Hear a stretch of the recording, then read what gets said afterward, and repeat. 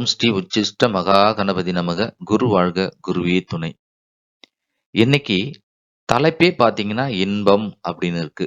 இன்ப ராசிகள், காம ராசிகள், இதுக்கு காற்று ராசின்னு பேரு.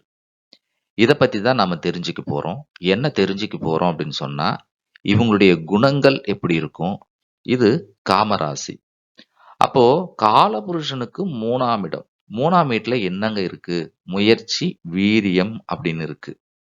அப்போ முயற்சி, வீரியம் அப்படின்னு இருக்கும் பொழுது, இவங்க முயற்சி எடுத்துட்டே இருக்கிறாங்க. இவங்க ரொம்ப வீரியமா இருக்கிறாங்க அப்படின்னு பேரு. ஆக மிதுனம் அப்படின்றது புதனுடைய ராசி.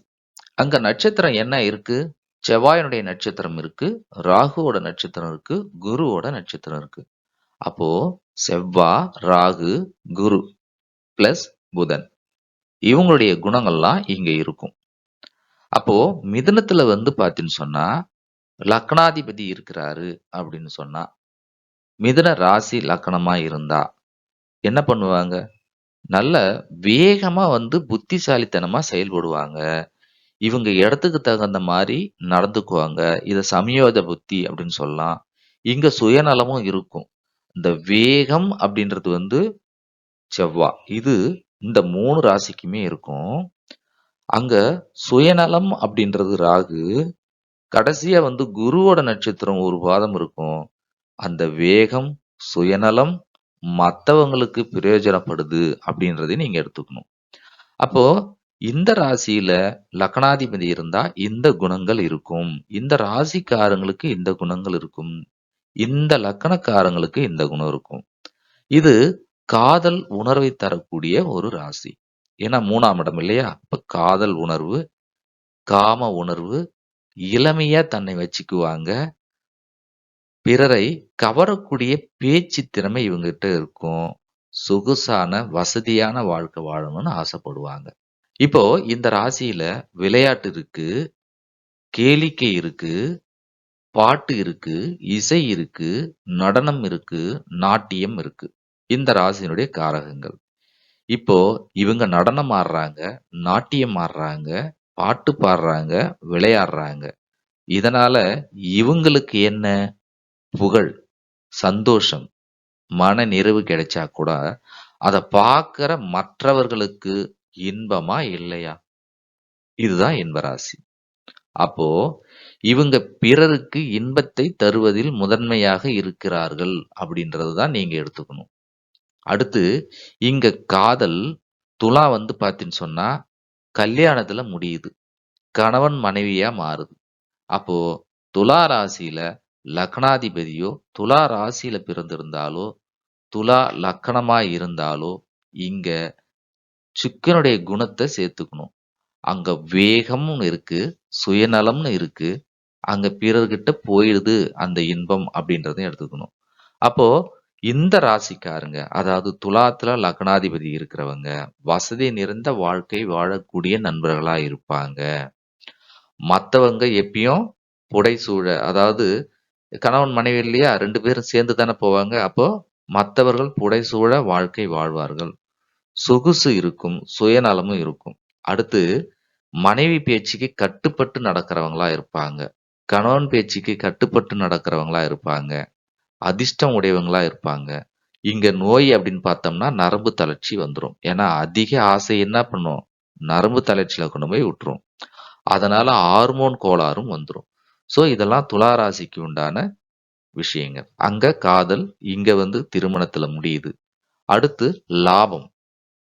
கும்பம்ன்றது லாபம் 11 இல்லைங்களா? அப்போ 11ஆம் வீட்டு பாத்தீங்கன்னு சொன்னா சனியும் வராரு. அப்போ பொறுமை லாபத்தை கொடுக்கும். அங்க சனி பாத்தீங்கன்னு சொன்னா பொறுமையா இருக்கிறதுனாலையும், வெளிக்காட்டிக்காமல் இருக்கிறதுனாலையும் சுயநலம் அப்படின்றது வரும். அதனால இவரு பொறுமையா இருக்கிறாருன்றதையும் வரும். அவரு எதையும் காட்டிக்காம இருக்கிறதுனால அந்த ராசி பாத்தீங்கன்னு சொன்னா இவங்க கிட்ட என்ன இருக்குதுன்னு கண்டே பிடிக்க முடியாது அப்படின்னு சொல்லுவாங்க. அதுக்கு இன்னும் உதாரணமா கும்பம் இல்லைங்களா? அங்க சின்னம்.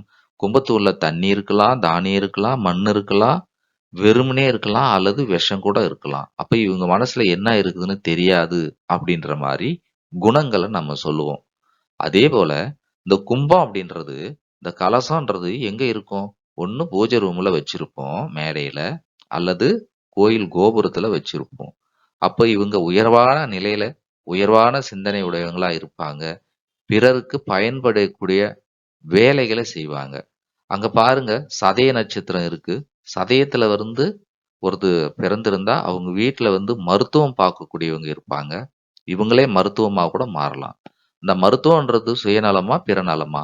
அப்போ இந்த 3 ராசிக்காரங்களுக்காக நாம இன்பம் பெறுறோம். அதாவது இந்த மிதுனம், துலாம், கும்ப ராசிக்காரங்க மத்தவங்களுக்கு இன்பத்த குடுக்குறாங்க. அதனால இவங்க சுயநலமா இருக்காங்க. இவங்களும் இன்பமா இருக்கிறாங்க. இதுல இன்னொன்னையும் பார்க்கணும். இந்த 3 ராசிக்காரங்களும் இன்பத்துக்காக ஏங்குவாங்கங்க. ஆமாங்க. இன்பத்துக்காக ஏங்கக்கூடிய ஒரு ராசியா இந்த ராசிக்காரங்க இருப்பாங்க. இவங்களுக்கு என்னென்ன தொழில் நல்லா இருக்கும் அப்படின்னு பார்த்தீங்கன்னா, மார்க்கெட்டிங் நல்லா இருக்கும். வெளியூர்ல தங்கி வேலை செய்யறது இவங்களுக்கு ரொம்ப சார்ந்த தொழில். அது சார்ந்த கம்பெனி இந்த வேலைகள்லாம் நீங்க போலாம். இதை அப்படியே நீங்க டெவலப் பண்ணீங்கன்னா ஃபேஷன் டெக்னாலஜி அப்படின்னு எடுத்துக்கலாம். அடுத்து இந்த நகைகள்லாம் விப்பாங்க தெரியுமா? அந்த நகைகள் விக்கிறதுலயும் செயல்படலாம். இந்த நகை அப்படின்னு சொல்லிட்டாலே ஒரிஜினல் தங்கம் வந்து பார்த்தீங்கன்னா, குரு. இங்க ஒரிஜினல் தங்கம் இல்லாத ஒரு 1/2 கிராம் கலந்தது, 1 கிராம் கலந்தது அப்படின்னு விப்பாங்க பார்த்தீங்களா? ஃபேஷனா நகைகள். ஃபேஷன் ஜுவல்லரி அப்படின்னு சொல்லுவாங்க. அங்க ஒரிஜினலா வந்து தங்கம் இருக்காது. தங்கம் வேணா கொஞ்சம் கலந்திருப்பாங்க. அப்படிப்பட்ட தொழில்லாம் இந்த 3 ராசிக்காரங்க வந்து செய்யலாம். அத வாங்கி விக்கலாம். அத உற்பத்தி பண்ணலாம். அது சார்ந்த கம்பெனில வேலை செய்யலாம். இப்படி நீங்க செய்யும்போது உங்களுடைய வாழ்க்கை வளமாக இருக்கும். அடுத்து இவங்க வந்து பார்த்தீங்கன்னா, வீட்ல உள்ள சொந்த பந்தங்களுக்கு நெறைய செய்வாங்க. பின்னாடி வந்து அதனால கஷ்டப்படுவாங்க. இவங்க தான் குடும்பத்துல இருக்கிற அண்ணனுக்கு செய்யணும், அண்ணன் புள்ளைக்கு செய்யணும், தம்பிக்கு செய்யணும், தம்பி புள்ளைக்கு செய்யணும், கணவர் நல்லா இருக்கணும், மனைவி நல்லா இருக்கணும் அப்படின்னு சொல்லிட்டு இவங்க என்ன பண்ணுவாங்க, எல்லாத்தையும் வந்து இழந்துருவாங்க. அதுக்காகவே இவங்க போராடி இருப்பாங்க. இப்ப மத்தவங்களுக்காக அண்ணனுக்காக கடன் வாங்கிட்டு இவரு வட்டி கட்டிட்டு இருப்பாரு.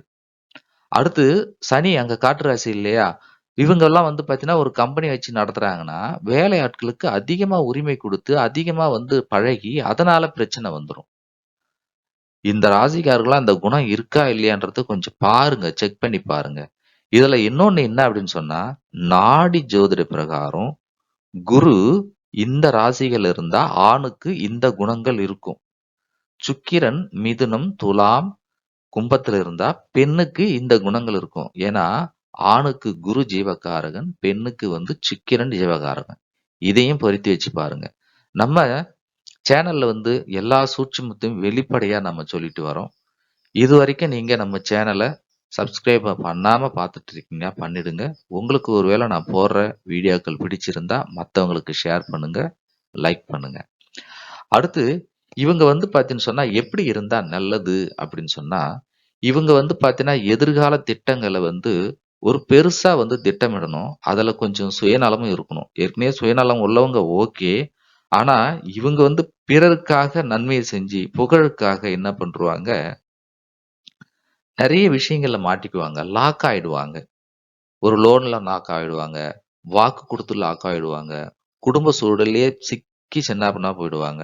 மனைவி மேல ஆசை, தம்பி மேல ஆசை, அண்ணன் மேல ஆசை. இங்க பாருங்க காலபுருஷனுக்கு 3 தம்பி, 11 அண்ணன், 7 வந்து மனைவி. வச்சுக்கங்களேன். இவங்க கிட்டலாம் இவங்க அதிகமா வந்து பாசத்த காட்டி லாக் ஆயிடுவாங்க. பிறகு அதுவே பிரச்சனையா ஆயிடும். அண்ணன் குடும்பத்த பார்க்கறது, தம்பி குடும்பத்த பார்க்கறது, வேணும், பார்க்கணும். ஆனா, அதனால லாக் ஆயிடுவீங்க இல்லையா? அப்போ உங்களுடைய இலக்குகள, உங்களுடைய சுயநலம், உங்க குழந்தைக்காக நீங்க கொஞ்சம் வச்சுக்கணும். இப்ப பாருங்க, காலபுருஷனுக்கு இப்போ 7ஆம் இடம் இல்லையா? துலாம் வந்து 7. 7க்கு வந்து பாதகாதிபதி எதுங்க? 5. அதாவது காலபுருஷனுக்கு 5ஆம் இடம். 11 இல்லையா? நான் சிம்ம ராசிய சொல்றேன். காலபுருஷனுக்கு சிம்மம் 5. இவங்க இருக்கு லாபம். காலபுருஷனுக்கு 5. இவங்க இப்படி பண்றதுனால குழந்தைகள் வாழ்க்கை பாதிக்கும் அப்படின்றத மறைமுகமா நீங்க எடுத்துக்கணும். நாம இத பத்தி இன்னும் தெளிவா விளக்கணும்னா வீடியோ பெருசா போகும். ஆக சுயநலம் அப்படின்றது வெளிப்படையா தெரிஞ்சாலும், இன்பம் அப்படின்றது வெளிப்படையா தெரிஞ்சாலும், இவங்க பிறருக்காக இவங்களுடைய வாழ்க்கைய அர்ப்பணிக்கிறாங்க. இவங்க இன்பத்துக்காக வேங்குறாங்க. ஆக இவங்க இலக்குகள பெருசா வச்சுக்கணும். அடுத்து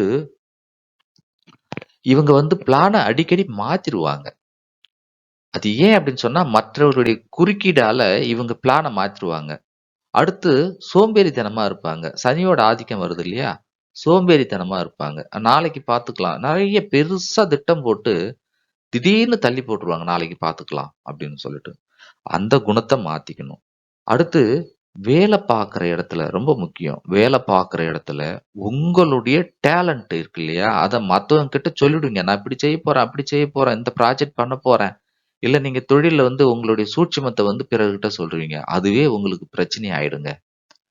அடுத்து இந்த கும்பத்துல உள்ள இந்த போரட்டாதி, பொதுவா இந்த ராசிக்காரங்கலாம் தன்னுடைய குடும்ப ரகசியத்த பிறர்கிட்ட சொன்னா அதுவே பிரச்சனையா போயிடும். கொஞ்சம் கவனமா இருக்கணும் அந்த விஷயத்துல.